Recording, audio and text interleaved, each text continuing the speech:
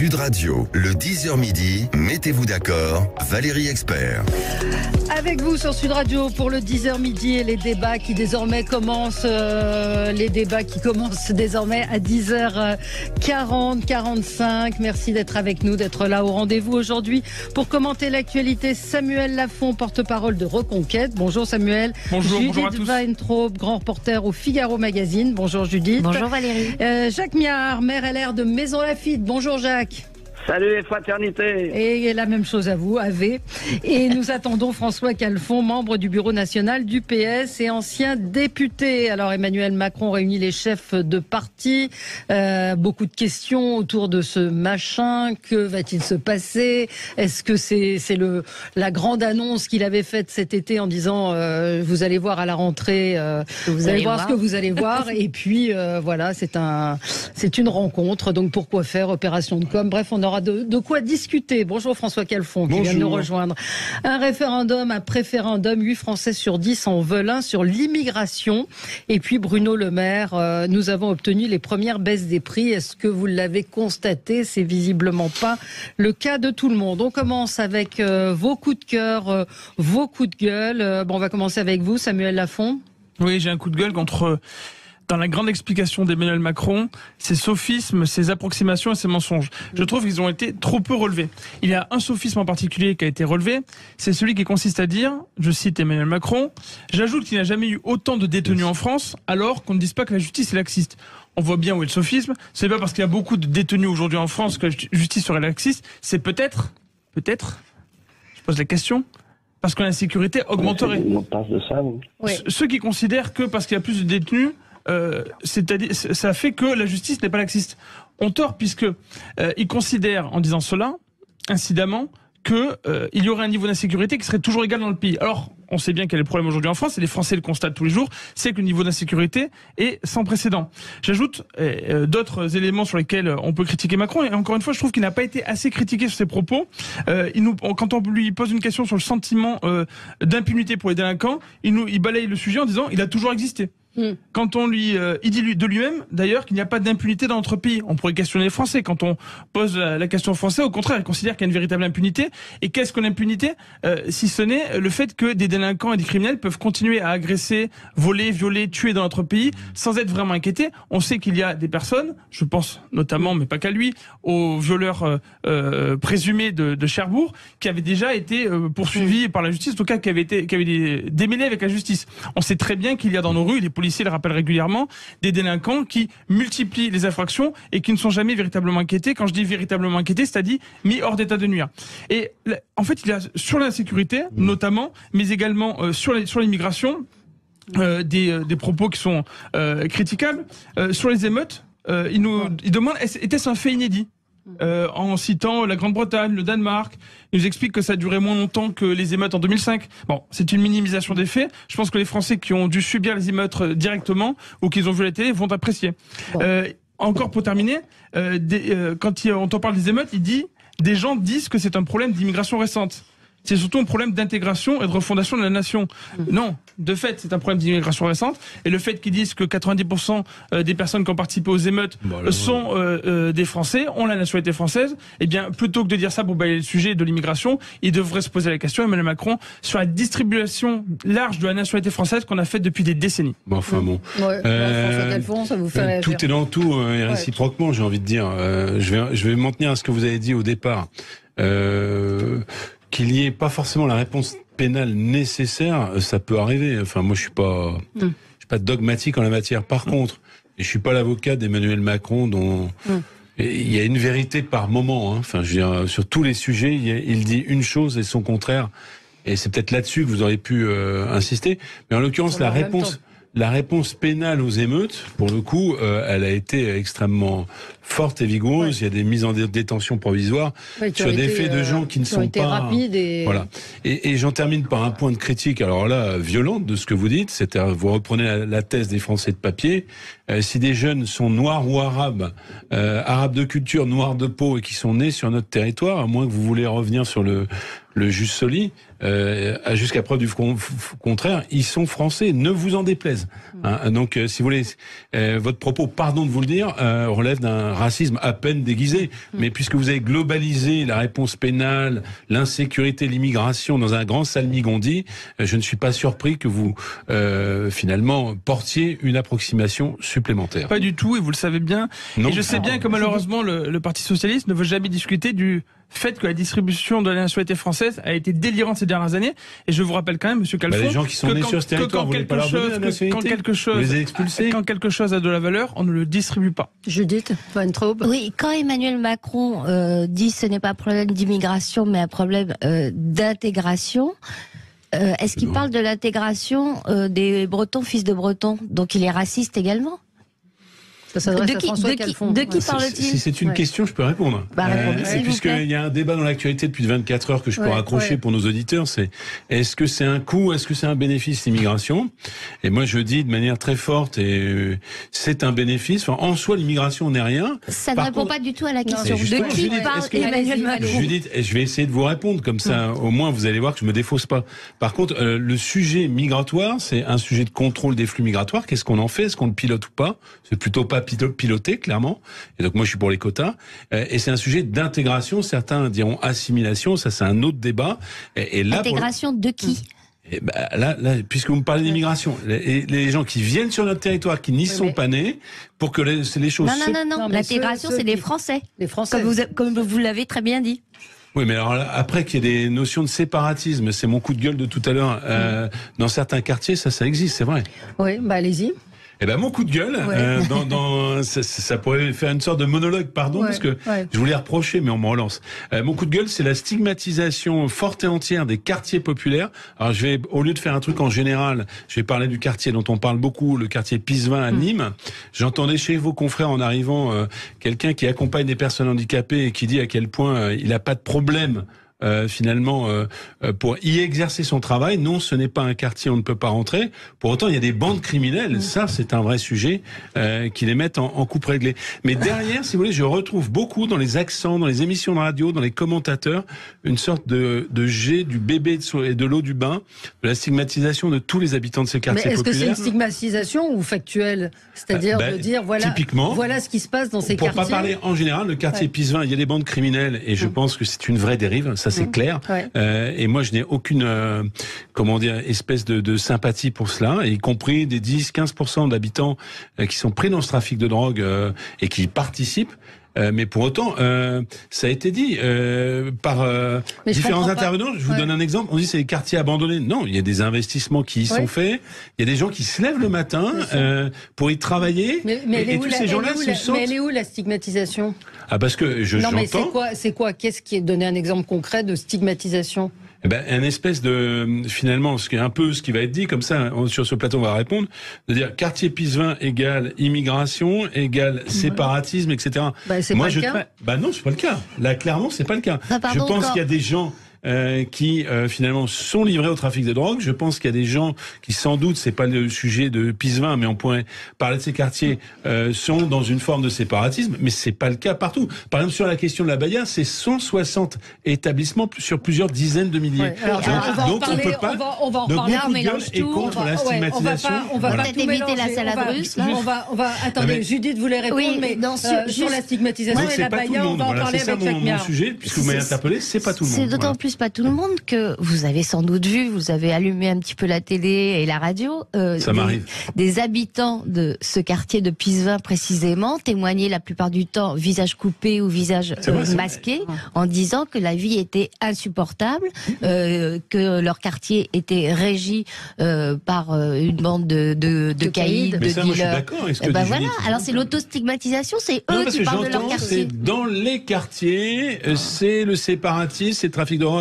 Non, il y a des tas de gens qui se lèvent le matin et qui nous écoutent peut-être ce matin et qui n'ont pas envie d'être... L'un n'exclut pas. Ah non, mais je suis d'accord. Mais j'entends, pas ici sur ce plateau, pas par Judith avec qui on est rarement d'accord, mais j'entends finalement beaucoup de stigmatisation générale de ceux qui sont dans les quartiers populaires et qui sont pauvres. Je pense que les gens sont pas totalement idiots et qui savent faire la différence.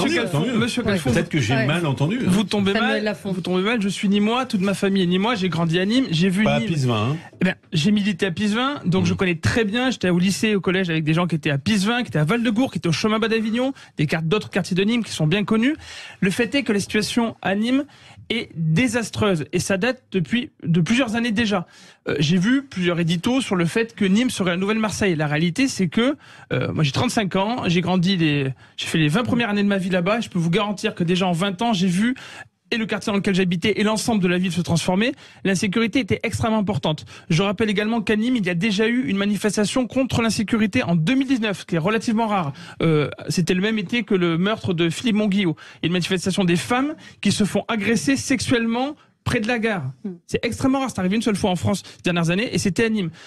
On a pendant des années minimisé ce qui se passe dans ces quartiers dont vous dites, pour lesquels vous parlez de stigmatisation, vous dites qu'il y a des gens qui se lèvent. Ok, tout le monde a vu, tout le monde est au courant. Sauf qu'on sait très bien que dans ces quartiers on ne peut plus rentrer. Et les médecins, j'en connais à Nîmes, ne rentrent plus dans ces quartiers. Pourquoi ? Parce que non seulement évidemment ils se font contrôler à l'entrée. C'est-à-dire qu'il y a quelqu'un qui vient les voir, qui a dit qui tu es ? Ah, c'est le Toubib. Tu peux rentrer. Mais ensuite, ils se font casser leur voiture. Ils ont intérêt à y aller avec des voitures qui sont en piteux état parce que sinon, à l'époque, ils se faisaient voler les autoradios. Maintenant, ils se font défoncer la voiture. Donc, la situation est devenue désastreuse, évidemment pour les habitants sur place. Mais on voit bien aussi qu'il y a une partie des personnes qui vivent du trafic, clairement. Et si ces personnes ne vivaient pas du trafic, il n'y aurait pas de telles fusillades pour prendre la main sur ces quartiers. Alors, Jacques Miard, on avait des petits problèmes de connexion avec vous. Vous avez entendu le débat. Est-ce qu'il y a stigmatisation de ces quartiers ? Non, je crois pas. Il faut regarder les réalités en face. En réalité, il y a un problème d'intégration, mais il y a un problème de flux. Je suis désolé, il y a un moment, c'est plus possible. Vous savez, je vais faire une comparaison qui va peut-être choquer notre ami Calfon. Vous savez faire la mayonnaise ? Eh ben, la mayonnaise, absolument. Il faut la faire. Hop. Personne, si vous mettez tout d'un coup, ça marche pas. En revanche, si vous tournez délicatement et que vous rajoutez l'huile doucement, vous pouvez intégrer et vous réussissez votre mayonnaise. Eh bien, pour les immigrations, il y a toujours eu des immigrations. Et on va recevoir des gens qui peuvent apporter un plus. Mais il y a aussi des gens qui ne veulent pas s'intégrer. Je suis tout à fait désolé. Et là, c'est parce que le flux est trop important et qu'il y a une volonté de vouloir vivre en étranger en France. Eh ben, ça peut pas marcher. C'est aussi simple que ça. Nous avons des us et coutumes, nous avons des principes, nous avons des lois et l'ordre public républicain doit être respecté. Point barre. Et ça, c'est un problème de contrôle des flux migratoires qui n'existe pas. Nos frontières sont des passoires. Schengen doit être révisé et on voit très bien qu'aujourd'hui il y a une hétérogénéité autour de l'Europe. L'Europe n'a pas les mêmes visions. L'Allemagne, qui n'a pas de démographie, veut des émigrés. Elle va vers de très gros problèmes d'intégration. Et donc, il y a un moment, il faut casser l'appel et il faut dire, si vous venez en France et vous êtes en situation irrégulière, ben vous repartirez. Donc c'est un problème de cohérence. Oui, mais quand on parle de Nîmes, ce sont des gens qui habitent en France, ce ne sont pas des immigrés clandestins. Oui, alors attendez, là-dessus, il faut y regarder à deux fois. Parce que le double jus soli qui a été appliqué dans le cas de l'Algérie, stricto sensu, moi, on avait proposé, c'était la loi, c'est-à-dire que la personne qui est née en France n'est pas automatiquement française dès lors qu'elle doit choisir à 18 ans. Et ça, c'est un problème. Parce que le double jus soli qui a été appliqué dans le cas d'Algérie, le gouvernement algérien a accusé la France de faire du colonialisme juridique, c'est-à-dire d'accorder automatiquement la nationalité alors même que ces gens se considèrent comme des Algériens. Donc c'est un problème de choix et pas d'automaticité. Est-ce que je peux vous répondre sur Nîmes quand même? Je trouve ça intéressant d'incarner notre discussion plutôt que d'avoir une discussion générale. Pas très loin de Nîmes, il y a une ville d'ailleurs qui est animée par l'Assemblée nationale qui s'appelle Beaucaire. Il n'y a que des étrangers à l'intérieur de cette ville et notamment des travailleurs saisonniers sur la question des fruits et légumes, puisqu'il n'y a pas de Français qui le font. Donc à un moment donné, on ne peut pas accuser quelque part les flux migratoires clandestins alors qu'il y a une pompe à main-d'œuvre. Je parle du Gard, pourquoi ? Parce que le Gard, c'est la Nîmes, c'est la mine, c'est les fruits et légumes, etc. Ils sont pas là par hasard, ils sont pas là issus des bateaux, etc. Donc ça, c'est un premier point. Le deuxième point, puisque vous parlez du quartier Pisevin quand même, il me semble qu'il y a deux sujets, aussi une forme. Il y a deux sujets totalement différents. Bah oui, mais parce que quand j'entends Jacques Mière nous parler de l'immigration clandestine et du fait que quelque part c'est des gens qui viennent alors qu'ils ne sont pas attendus, la main d'œuvre en matière agricole. Alors je peux rejoindre Jacques Mière sur le fait qu'il y a une concurrence déloyale de l'Europe sur les fruits et légumes et donc on n'arrive pas à trouver, ça je peux totalement rejoindre, une main d'œuvre qui est payée. Bon, mais si vous voulez ces flux migratoires, on peut pas avoir deux discours en disant je les refuse et en se les appropriant sur des tâches que personne ne veut faire. La deuxième chose sur le quartier Pisevin, pour vous répondre quand même, c'est qu'il a été abandonné puisque en matière de nettoyage, puisqu'on a tous vu ces pelleteuses qui sont venues nettoyer le quartier avant la venue de Monsieur Darmanin. Est-ce qu'il faut attendre une venue ministérielle pour que les quartiers soient le service public du nettoyage y soit effectué? Ça pose quand même une difficulté. Les Français ont payé des milliards d'impôts pour la politique de la ville et on a vu ce que ça a donné. Les résultats sont malheureusement minables. Effectivement, il y a un problème à Pisevin, Val-de-Gour, mais il est d'abord sécuritaire. Ensuite, pour être très précis sur l'immigration, c'est pas pour ça que les gens qui payent leur loyer doivent être sanctionnés, que ce quartier ne doit pas être nettoyé, sauf quand Monsieur Darmanin arrive.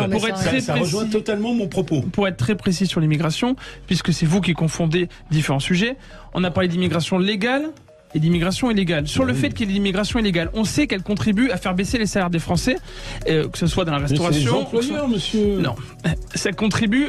Les employeurs ont intérêt à pouvoir payer moins cher, effectivement, leurs employés. Ah, voilà. Mais évidemment, mais le politique doit dire on ne fait pas entrer pour autant des clandestins qui servent dans les cuisines à Paris. Et de toute manière, si les employeurs aussi, parce qu'on parlait des fruits et légumes, on parle aussi des restaurateurs, notamment en Ile-de-France, mais pas que, le fait est qu'ils sont tellement taxés qu'ils doivent faire en sorte quand même de pouvoir faire des bénéfices. Je vous dis qu'il faut baisser la fiscalité, et supprimer l'immigration illégale. Ce débat, on ne vous aura pas mis d'accord. On va avancer dans nos débats. Je pense qu'il y en aura d'autres qui vont vous faire réagir. Avec Jacques Mière qui veut reparler de la Baïa. Mais ça reste encore un sujet qui est... d'ailleurs, ce matin, vous l'avez peut-être entendu, Jean-Jacques Bourdin qui recevait Manuel Bompard, qui a tenté de se justifier. On y revient dans un instant. Sud Radio, le 10h midi, mettez-vous d'accord, Valérie Expert. Mettons-nous d'accord. Vous savez que les débats commencent désormais à 11h moins le quart et nous continuons évidemment entre 11h et midi avec Samuel Lafont, porte-parole de Reconquête, Judith Weintraub, reporter au Figaro Magazine, François Calfon, membre du bureau national du PS et ancien député, et Jacques Miard, maire LR de Maisons-Laffitte. On va revenir sur cette réunion des chefs de parti ce soir, une rencontre gadget, une opération de com, ou est-ce que ça a un intérêt quelconque, un préférendum. On va revenir sur cette proposition qui a été faite il y a quelques jours par Monsieur Véran et puis Bruno Le Maire qui estime que les prix ont baissé. Qu'avez-vous constaté? Tous ces sujets avec vous, mais je pense qu'on a d'autres sujets avant dans vos coups de cœur et vos coups de gueule qui vont faire réagir. Judith, votre coup de cœur? Eh bien, c'est un coup de cœur, une fois n'est pas coutume, pour la justice, pour le tribunal correctionnel de Tours, qui a condamné 5 militants de dernière rénovation. Vous savez, dernière rénovation, c'est la branche dure qui avait quitté Extinction Rebellion parce qu'il est trouvé un peu mou du genou.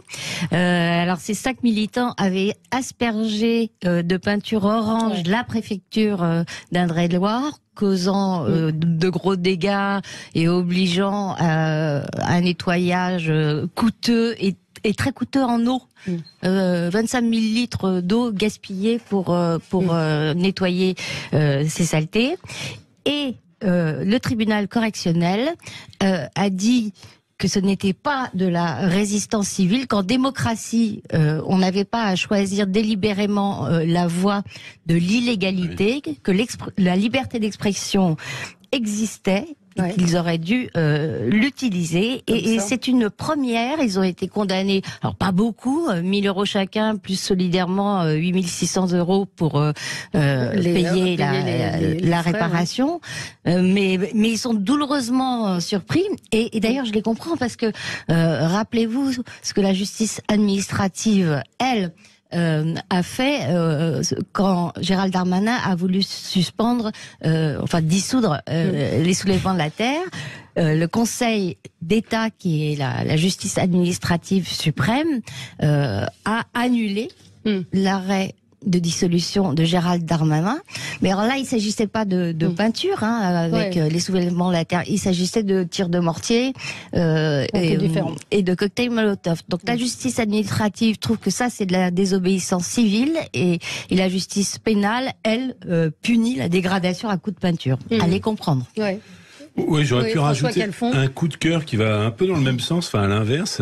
On nous signale qu'une jeune activiste suédoise de 18 ans, qui n'est pas Greta Thunberg, pro-nucléaire et qui a surtout dit que Greenpeace, avec ses positions anti-nucléaires, était totalement dépassé parce qu'en réalité, il ne servait que les intérêts des énergies fossiles. Bravo. Donc, autant j'ai hésité avec elle d'ailleurs. Bon, voilà, c'est pour dire à quel point, si vous voulez, il y a une écologie radicale qui se perd dans le dogmatisme. Alors historiquement, l'antinucléaire, c'est le dogmatisme écologique, mais si vous voulez, s'il y avait un principe de réalité scientifique face au réchauffement climatique et donc à la nécessité de lutter contre le carbone, eh bien, manifestement, ça n'atteint pas les radars de ces personnes-là, dont on voit bien tout l'été, la planète brûle, comme aurait dit Jacques Chirac, et que font les écologistes? Ils s'occupent de Médine, décrédibilisant ainsi le combat écologiste qui doit, fédérer, et c'est pas par ce genre d'action qu'il fédère, et deux, obtenir des résultats. Effectivement, et on voit que ça ne les intéresse pas beaucoup, et je le regrette en fait. Samuel Lafont, un mot. On explique trop peu souvent. Alors, attendez, Jacques, je vous donne la parole après, Samuel. On explique trop peu souvent pourquoi justement ces militants, type de Greenpeace, malgré eux parfois, soutiennent finalement les énergies fossiles.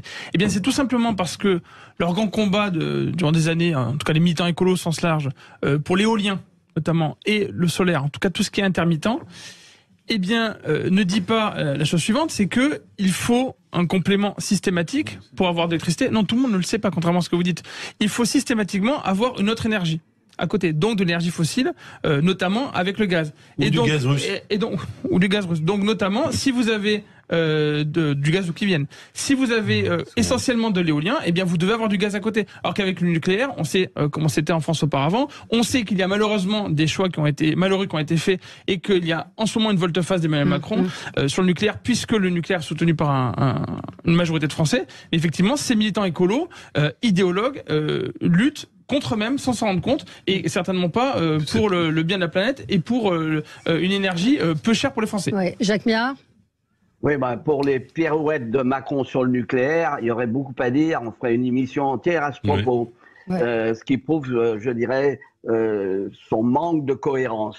Deuxièmement, en ce qui concerne les Amis de la Terre, attention. Le Conseil d'État s'est prononcé. Les Amis de la Terre, c'est une sympathique association écologique. Les soulèvements de la Terre. Pardon, comment dites-vous? Les soulèvements de la Terre. Le Conseil d'État, c'est les soulèvements de la Terre et le tribunal de Tours, c'est dernière rénovation. C'est ceux qui se collent les mains sur le goudron, là, Jacques. On commence à s'y perdre, effectivement. Et ce qui est certain, c'est que le Conseil d'État s'est prononcé en référé et pas sur le fond encore. Donc l'affaire n'est pas close. L'affaire n'est pas close, mais ils ont largement parlé du fond. Regardez les motivations.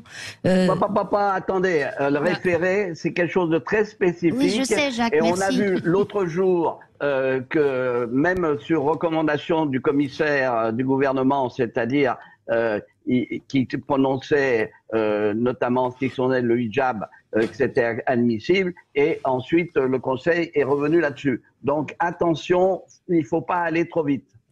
Alors, je vais vous donner la parole, Jacques Miard, juste une remarque à propos de l'enlèvement du petit Émile et de la stigmatisation, pour le coup, des parents. Qu'est-ce que ça change que ce soit des catholiques, même des catholiques qui aiment la messe en latin? Je trouve, c'est un enfant a disparu, il a été enlevé. Il y a tout un tas d'élucubrations sur les chaînes d'infos où on parle de cela. Alors manque de bol. Ils assument leur foi. Ils ont accordé un une interview à témoignage chrétien, mais je voyais hier une interview sur une chaîne d'infos que j'ai trouvé absolument surréaliste d'une spécialiste qui disait les parents ne sont pas des catholiques ordinaires, ils reconnaissent qu'ils sont liés à des organisations catholiques d'extrême droite. So what? Enfin, je veux dire, ils ont un enfant qui a disparu parce qu'ils sont, quand bien même ils seraient d'extrême droite, on devrait soupçonner ou en tout cas un rite satanique. Non, mais honnêtement, c'est grave ce qui a été fait dans la presse. Je trouve ça assez choquant. Une partie de la presse. C'est grave. Et pourquoi ça a été fait comme ça, à mon avis, c'est parce qu'en fait, il n'y avait pas d'information et que ces médias ont voulu parler du sujet et du coup, ils sont partis sur le côté catho et on voit comment il peut y avoir un effet boule de neige et que tout le monde se met à parler du fait que ces gens aient la foi catholique et c'est devenu gravissime puisqu'on les a soupçonnés de tout et n'importe quoi et ça continue et on les pointe du doigt injustement alors que l'enfant disparaît. C'est effectivement une dérive de certains médias et je crois que le propre fait d'en parler, il se ridiculise. Oui, absolument. C'est même c'est assez blessant. Enfin, moi, je vais pas en rajouter, mais je suis d'accord avec vous. Voilà. Oui, non, bon, voilà, c'était mon coup de gueule à moi. Jacques Miard, vous vouliez revenir sur l'abaya, je vous l'accorde, même si on en a parlé pendant 2 jours, mais c'est un sujet tellement important et malgré ce que disait ce matin premièrement, c'est un sujet d'actualité, Valérie, c'est un sujet d'actualité, et surtout qu'il va y avoir sans doute de développement judiciaire derrière. Ce qui m'a amusé, c'est d'entendre, je dirais, les Manitou des gens de l'UEF, c'est-à-dire les imams consacrés, dire mais non, c'est pas je dirais une attitude religieuse parce que le texte du Coran n'en parle pas, etc. C'est véritablement se foutre de la gueule du monde. Pourquoi? Parce qu'en réalité, ces jeunes filles qui portent la abaya, elles expriment leur foi de cette manière et une certaine identité. C'est de la provocation de leur part, et c'est évident que ça tombe sous la loi que j'ai promue et que j'avais, je dirais, poussé à l'adoption de la loi de 2004, et que c'est un signe religieux. C'est pas de savoir si les grands Manitou de l'islam pensent que ça n'est pas un signe religieux, c'est le fait que ces jeunes filles utilisent ce vêtement comme étant une provocation identitaire et religieuse. Voilà, c'est aussi simple que ça. Donc le gouvernement a raison, le ministre a raison de vouloir rappeler que nous sommes dans un État laïque et qu'il y a un moment, il faut respecter, je dirais, les lois de la laïcité. Tout à fait d'accord avec Jacques. Et ce que je trouve fabuleux, c'est l'argument, alors là pour le coup complètement contradictoire des députés, des élus de la France Insoumise, Mélenchon en tête, qui vous explique primo que ça n'est pas un vêtement religieux, l'abaya, secondo que vouloir l'interdire, c'est de l'islamophobie. Alors là, il y a un truc qui m'a échappé. Alors ce matin, Emmanuel Bompard a écouté son interview par Jean-Jacques Bourdin. Il a essayé d'échapper au feu des questions, mais c'était pas très convaincant. Très simple. Les Français sont très majoritairement opposés à l'abaya. Ils sont pour cette interdiction dans les écoles et LFI pédale dans la choucroute là pour essayer de se rattraper puisqu'ils ont une position qui est intenable comme vous venez de le souligner, qui n'a aucun sens pour la moindre personne qui réfléchit 2 minutes. Et ils se mettent dans une position qui est déplorable. Il y a aussi notre sujet sur l'abaya, c'est que malheureusement, il y a une séparation entre la loi et la morale. Et comme on a avec l'immigration, et comme avec l'immigration massive, on a fait en sorte, malheureusement, contre le désir des Français et contre l'intérêt de la France, de faire venir sur notre sol massivement des populations qui désirent vivre autrement.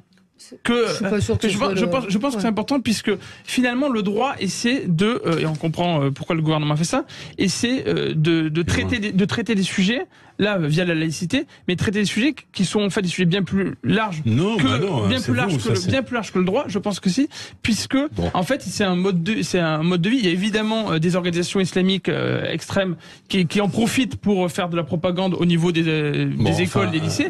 Mais le fait est que on a sur notre sol, et les Français le savent bien, des gens qui veulent vivre différemment. Bon, alors en fait, comme d'habitude, Reconquête n'a qu'un point à son programme, virer tous les immigrés et considérer qu'aucun n'est intégrable. Je rappelle quand même C'est les beaucoup chiffres, c'est une 60aine d'établissements sur 40 000. Pour autant, est-ce que le problème existe? Oui, il existe.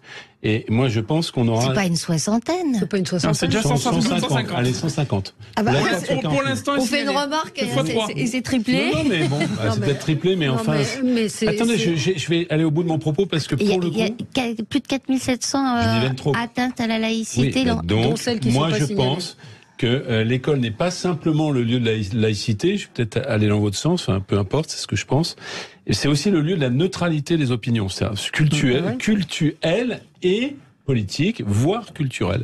Et moi, je veux pas demain avoir une polémique sur un tel va venir avec un t-shirt à l'école, la police tue, un tel dit je ne veux plus d'immigrés en France. Attendez, je vais au bout. Et donc je pense, alors ça a été dit par la ministre qui a été immédiatement stigmatisée par ma famille politique, je comprends pas pourquoi Quelle d'ailleurs. ministre ? Je pense qu'il faut revenir à la tenue scolaire, puisque le mot uniforme fait un peu peur. Oui, mais l'uniforme, ça a toujours été au primaire. Là, on parle de classe. Eh bien, moi, je ça a toujours pense été- c'est pas très Oui. grave. Je pense qu'il faut Jusqu'en terminale, je vous pense qu'il mettez faut des absolument. uniformes. Je pense qu'il faut un code vestimentaire qui soit. C'est pour ça que je parle pas d'uniforme, qui soit finalement assez simplement contraignant, chemise, bras longs, couleur, etc. Parce qu'autrement, nous serons sans cesse agressés par autrefois on parlait d'hystérie identitaire, quelle qu'en soit la nature. Moi, ça ne m'intéresse pas. Et si vous voulez on en soit à lutter contre l'assemblée des imams pour savoir si c'est religieux ou non, si c'est dans telle sourate du Coran, je m'en contrefous. Par contre, ce qui m'intéresse, c'est que l'école soit sanctuarisée. Et je vais vous dire, c'est pour ça que je parle de tenue scolaire. Moi, quand j'étais gamin, j'étais dans une école à Issy-Moulineaux. Il y a les photos de classe de tous mes frères et sœurs. On avait la blouse grise, qui est pas, et on s'en portait pas plus mal. Ouais. Mais Donc, si vous voulez, c'est peut-être un peu vintage, mais face à un problème d'aujourd'hui où tout le monde veut se distinguer, ensuite, ça apprendra une chose aux enfants, c'est qu'on n'est pas dans l'espace public pour faire sa pub comme sur TikTok. On est là pour vivre avec des règles communes. Ben, je trouve Surtout, que c'est c'est une très pas bonne... l'espace public. L'école, c'est très particulier. En vous allez plus. Bon, dans ce sens-là. on y revient dans un instant avec vous sur Sud Radio. Sud Radio, le 10h midi, mettez-vous d'accord, Valérie Expert. Et de retour avec vous pour débattre et commenter l'actualité. Une réflexion d'un auditeur Gourdance qui nous cite une jeune fille en abaya qui dit « Je m'habille comme je veux ». Et il ajoute qu'il vient de céder à son père, sa mère, ses frères, son cousin, son immeuble, sa rue, son quartier, sa communauté, sa religion. C'est cet argument de « je m'habille comme je veux » que je trouve inaudible aujourd'hui concernant la baya. Pour revenir sur l'uniforme. Oui, un mot, et puis on va parler. Je suis ravi que cette proposition d'Éric Zemmour pendant la campagne présidentielle de l'uniforme a été. Oui, elle date de bien avant, mais là, il en a beaucoup parlé pendant la campagne présidentielle, et là, elle est reprise largement. L'uniforme a un double intérêt. Il a un intérêt d'abord pour les familles, puisqu'elles n'ont pas à se prendre la tête et avoir des différences sociales entre les différents élèves, que ce soit, on parlait d'élèves à l'école primaire, ça peut être aussi collège, ça peut être également lycée, d'autres pays qui le font au collège ou au lycée, mais c'est aussi un point positif pour les enseignants. Parce qu'on sait déjà tout le fardeau qu'il y a sur le dos des enseignants, comme vous le dites, de la communauté éducative, à gérer l'insécurité, à faire la police en classe, en plus de pas pouvoir donner cours, à être mal payés. Si au moins en phase 2, ils ont une classe homogène en termes de tenue, ce sera, je dis pas que ce sera un miracle, mais ce sera quelque chose de facilitateur, positif, sans doute, dans de nombreux établissements. En tout cas, hier soir, le ministre de l'Éducation s'est adressé en visio au chef d'établissement et il a eu un discours assez ferme, paraît-il, et certains proviseurs étaient contents d'avoir un discours clair. C'est Macron des jours pairs, Macron des jours impairs. Absolument. Jacques Miard, encore un mot et puis on va passer à la grande réunion de ce soir. Je suis tout à fait d'accord avec François pour dire que l'école est un lieu où on apprend et on laisse les querelles et les polémiques de la société dehors. C'est la raison pour laquelle je crois qu'effectivement avoir une blouse, ça n'a rien, je dirais, de révoltant. Ça va être extrêmement difficile à mettre en place parce que je l'avais proposé, une sorte d'uniforme, et il y avait une levée de bouclier. Je ne pense que de toute façon, il faut être extrêmement strict parce qu'on voit très bien que ce sont des manipulations, des provocations. Donc il y a un moment, on dit stop, on ne joue pas dans cette, je dirais, on n'entre pas dans ce genre de choses. Oui. Ouais. Juste, vous aviez dit, c'est un débat périphérique, hein, c'est pas le même. Mais la gamine qui dit, je m'habille comme je veux. Je peux vous dire que dans les nouvelles générations, la compréhension, au-delà des religions, de la laïcité, ils ne comprennent absolument rien. Oui. Et le je fais comme je veux. Opération réussie. C'est pour ça que, enfin, franchement, et chez les profs, est nécessaire. Et chez les profs. Il y a une fracture générationnelle. Il y avait eu un sondage il y a un peu plus d'1 an de l'IFOP montrant que les profs de moins de 30 ans ne voyaient pas du tout le problème. Et ce sont des générations qui ont été travaillées notamment durant leur formation par l'ultra-gauche et la France Insoumise. Ouais, enfin, moi je pense que ça va même au-delà de ça. Enfin, je vais citer mes propres enfants qui sont pas travaillés par l'ultra-gauche et la France Insoumise. Quand je parle de ces concepts-là, ils me regardent. Mais papa, en gros, si ça leur fait plaisir, ils font comme ils veulent. Oui, c'est ça. Et donc mais le ils ont problème pas... qu'on a, je dis ça parce que c'est votre faute à vous. Oui, c'est sans votre doute ma faute. faute. Parce qu'ils n'ont pas la je suis plutôt travaillé par Chevènement et Montebourg que par la France Insoumise, et pourtant ça ne fonctionne pas. Donc, ce que je veux dire, c'est qu'il y a quand même un vrai phénomène générationnel sur l'individualisme qui est ancré et bien au-delà de nos codes à nous qui nous opposent. Alors moi, je n'aime pas appeler ça l'individualisme, parce qu'en fait, c'est un signe de ralliement. Justement, c'est du clanisme. C'est pas un signe. C'est pas une manifestation de liberté individuelle. Voilà. Bon, allez, je voudrais qu'on passe à l'initiative d'ampleur du président de la République.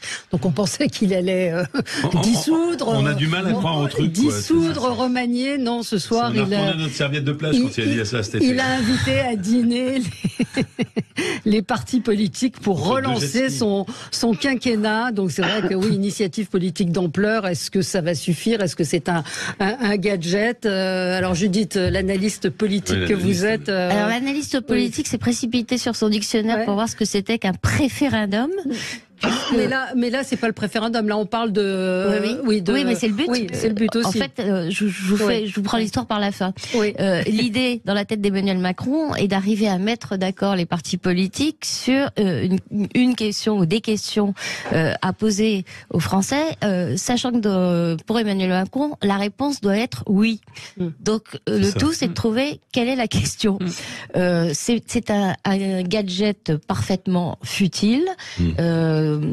D'ailleurs, on sait très bien que déjà, il fait mine de s'adresser à l'ensemble des partis politiques représentés à l'Assemblée nationale. Il ne s'adresse que aux Républicains. C'est vrai. Ce sont les seuls susceptibles, s'ils ne tiennent pas, de lui apporter la vingtaine de voix qui lui manquent pour avoir une majorité absolue à l'Assemblée, notamment sur le projet immigration, quand enfin elle reviendra à l'Assemblée, parce que maintenant on parle de l'an prochain. Le Sénat à la rentrée, mais l'an prochain à l'Assemblée nationale. C'est un truc, ça amuse la galerie, ça gagne du temps et ça fait parler les médias, dont nous. Dont nous, absolument. Oui. Alors Samuel. Emmanuel Macron. Je pense qu'Emmanuel Macron mériterait une bonne leçon de marketing, puisque le marketing, il est pas mauvais, en fait, hein. Le marketing sert à attirer l'attention, mais derrière, il faut pas que la vente déçoive trop le client.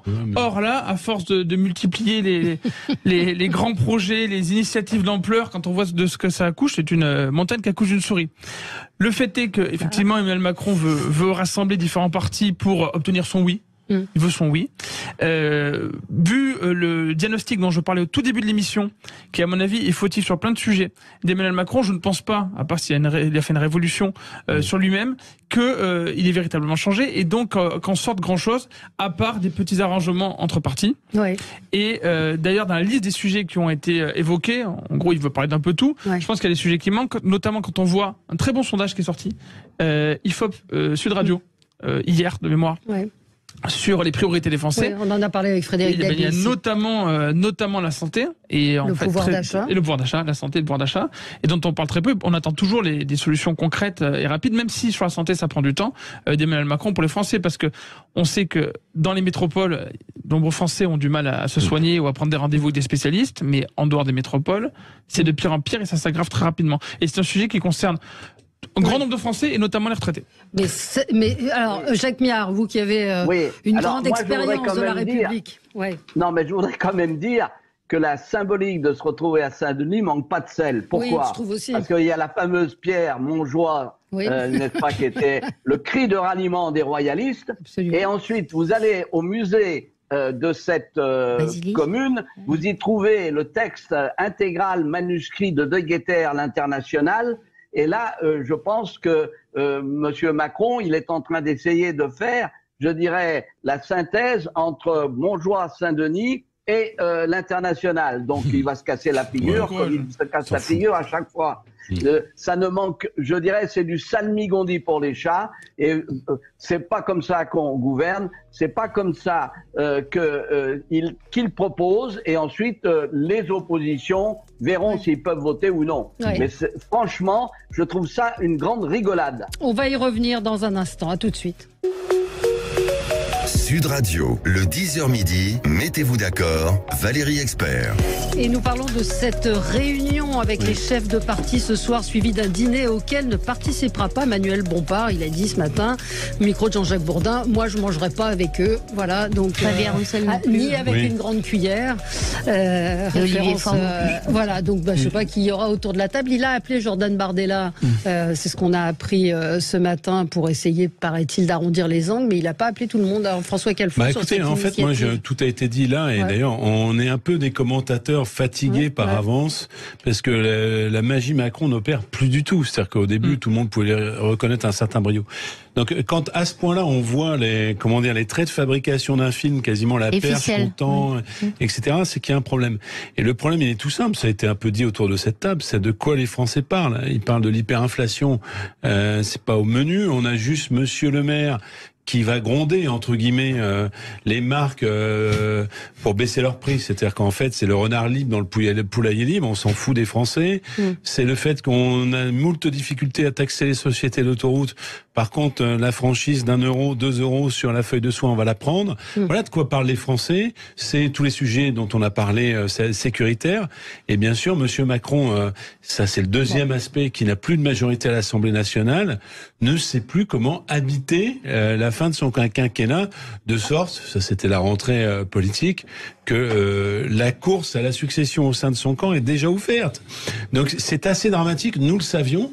Le quinquennat par défaut de barrage à Marine Le Pen, j'aurais préféré un quinquennat, nous-mêmes nous n'étions pas en mesure de le proposer, de propositions enthousiasmantes pour le pays, nous conduit à une sorte de blocage et de catastrophe à la fois, avec un Macron d'un cynisme absolu. C'est-à-dire que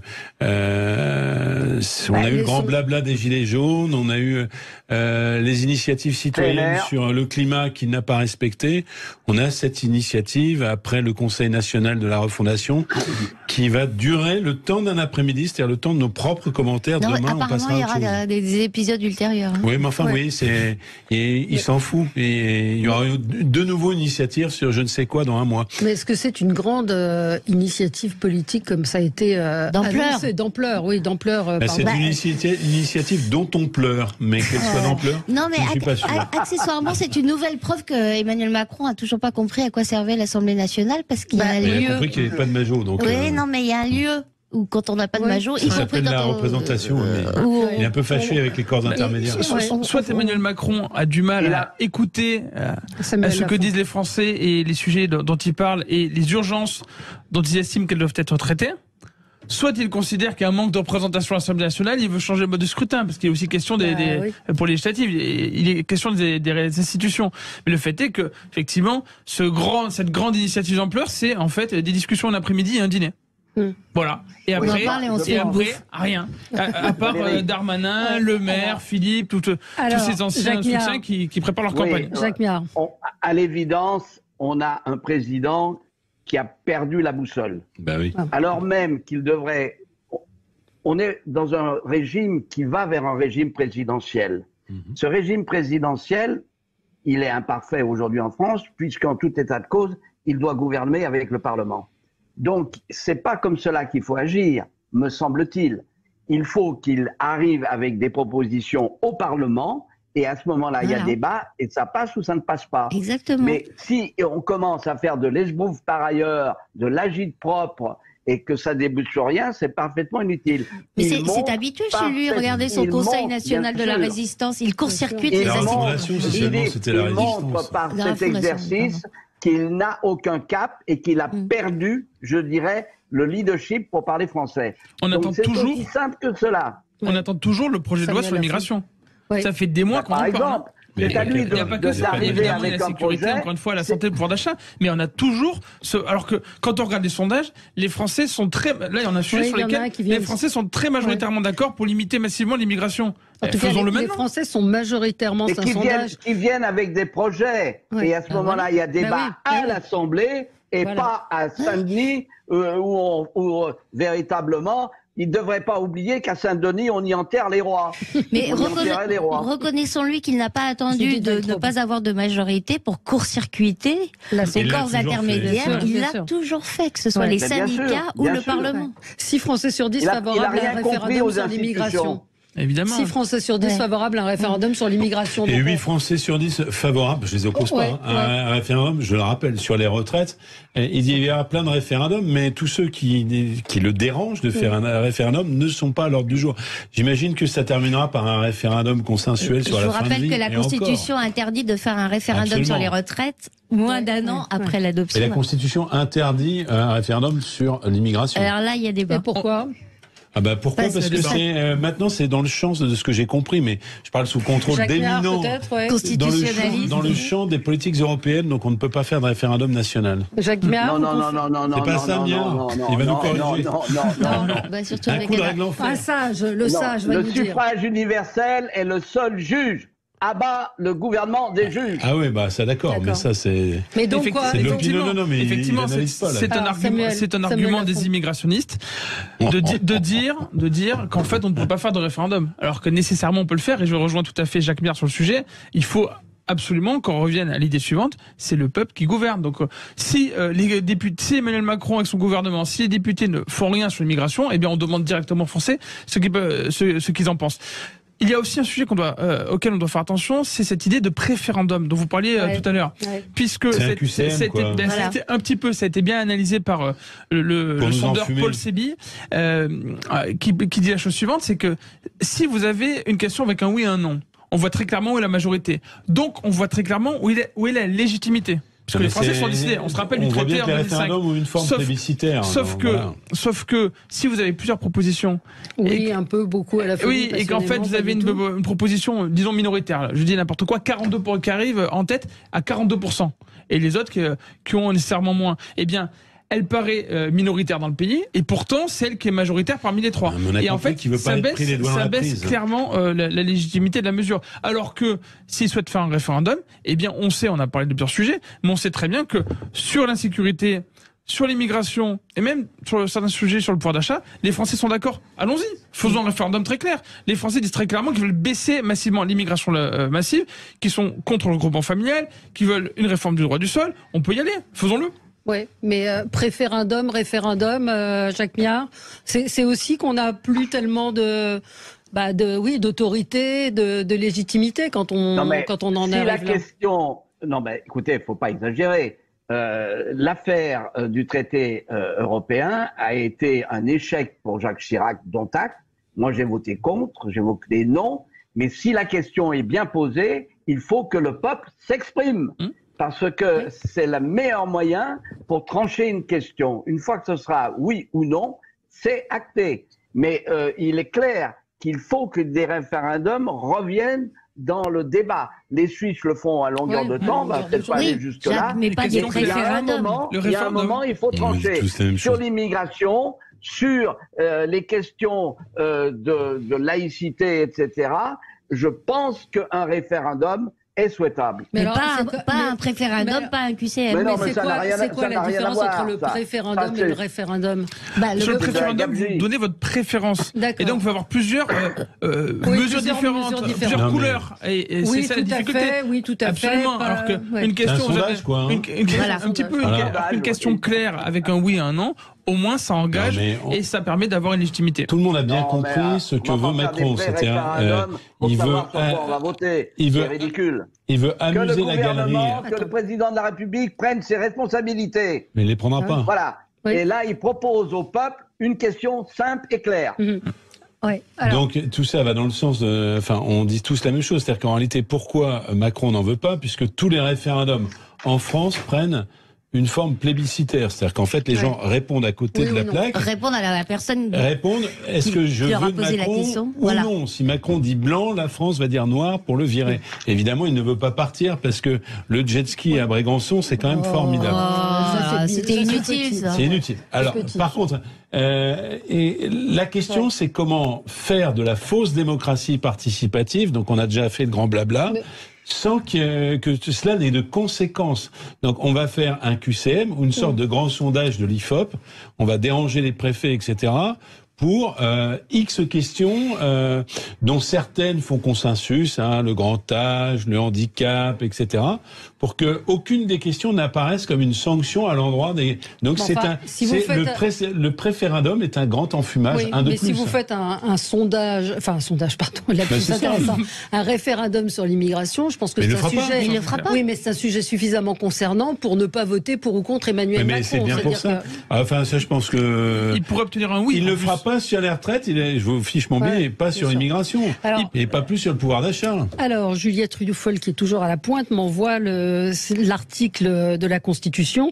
Et effectivement, l'immigration ne rentre pas dans les cases. C'est la politique économique, sociale et environnementale de la nation. C'est ce sur quoi peut porter un référendum. Il y a des débats en ce moment, je pense, pour dire qu'en fait, ça concerne l'économique et le social, et donc on pourra en parler, même s'il n'y a pas écrit immigration directement. Juste un mot. Il y avait eu le débat en 1984, rappelez-vous, avec le référendum sur le référendum, qui visait précisément, pour François Mitterrand, c'était Michel Charasse qui avait eu l'idée d'éteindre la querelle scolaire par un référendum qui était impossible.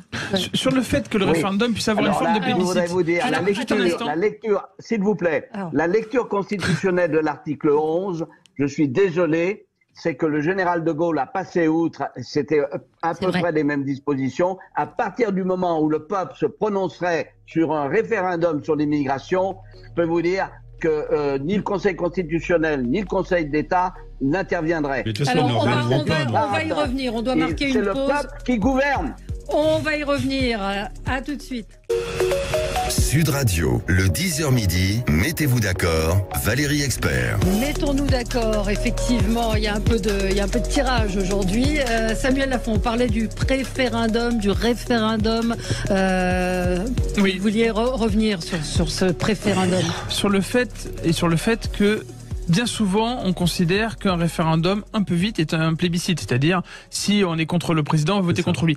Il y a nécessairement, on le sait, ça a été prouvé statistiquement, il y a une dose sur les pourcentages de vote qui concerne justement ce plébiscite. On vote pour ou contre le président.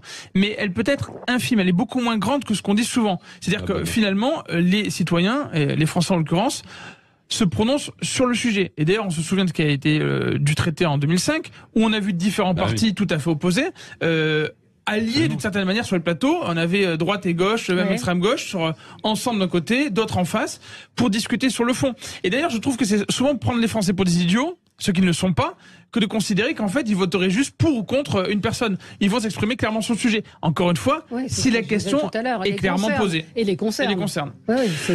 Je vois bien avec vous, je devrais dire avec vous que non, les gens vont se prononcer que sur le sujet lui-même et qu'il n'y aura aucune dimension plébiscitaire, mais l'histoire ne plaide pas pour cela. C'est partiel. Voilà, alors on peut faire bénéficier des conversations que nous avions pendant la pause, parce que je pense que c'est assez intéressant en fait. C'est-à-dire, en quoi consisterait ce préférendum? Là, je me mets dans le niveau du commentaire politique, plus qu'un niveau ménétant. Je prenais l'exemple du mix énergétique. Comment sortir finalement de la dépendance au carbone et soumettre finalement, sanctuariser, ça serait pas bête, sanctuariser un mix énergétique avec une majorité de nucléaire et la construction de X réacteurs, de tant d'EPR, etc. Après, il faut peut-être pas rentrer dans le détail parce que ça.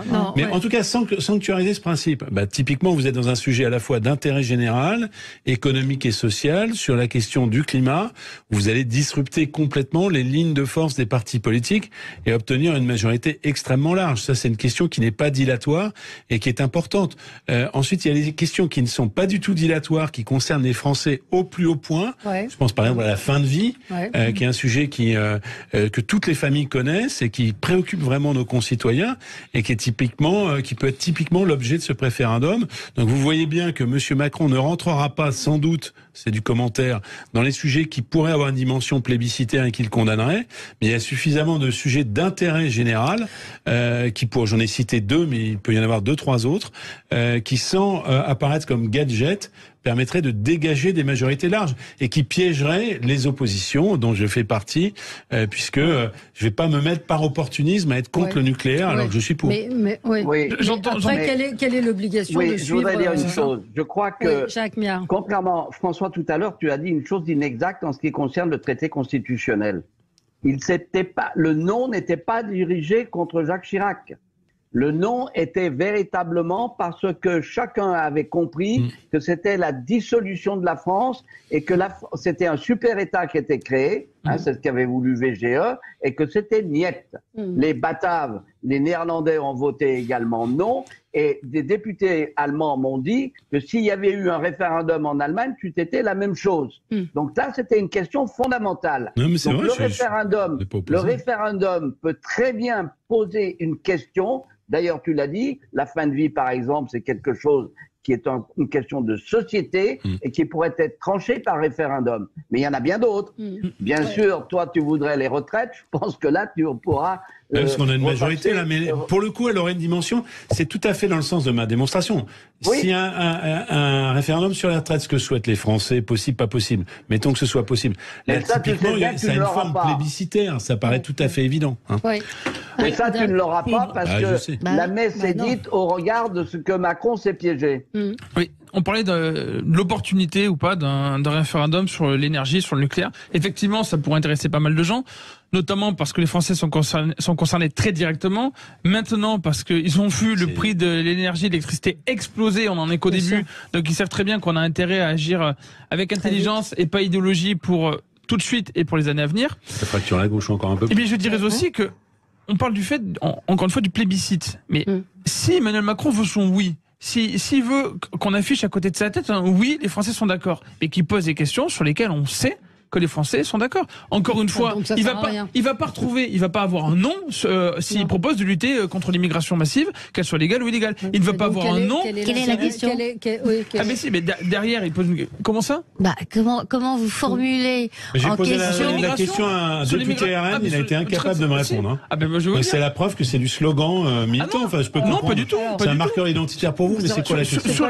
Sur l'immigration, considérez-vous qu'il faut dès maintenant mettre davantage une priorité nationale pour diminuer les flux. Ça veut rien dire votre question. Comment ça? Qu'est-ce que c'est qu'une priorité nationale? Attendez, on peut le tourner autrement. On peut supprimer. C'est tellement facile que vous y arrivez pas. Attendez, on peut supprimer. Si on parle de l'immigration légale, on peut clairement mettre fin au regroupement familial. Vous voulez qu'une partie du sujet. Mais très simple. Est-ce que vous voulez mettre fin au regroupement national, au regroupement familial et au droit du sol? Oui ou non? Jacques, vous aviez une question. Puis après, je voudrais qu'on dise quelques mots du Gabon, où il y a un coup d'État qui est en train de se produire en ce moment. Oui, un de plus. Peut-être vous qui connaissez aussi bien ce sujet, Jacques Miard. On a vu donc le président Bongo, dès l'annonce de sa réélection, cette réélection contestée. Et là, on voit des images des Gabonais qui, dans la rue, célèbrent ce coup d'État. C'est la fin de la France-Afrique et on est en train de... Non, attendez. Il faut savoir une chose. C'est que le seul service public en Afrique qui existe, c'est l'armée. C'est l'armée qui a été formée. Alors, c'est là où il y a eu un problème. Et la faute qu'a faite la France, c'est qu'on a supprimé notamment la coopération militaire pour former des officiers. Ils sont adressés à la Russie, ils sont même adressés aux Américains.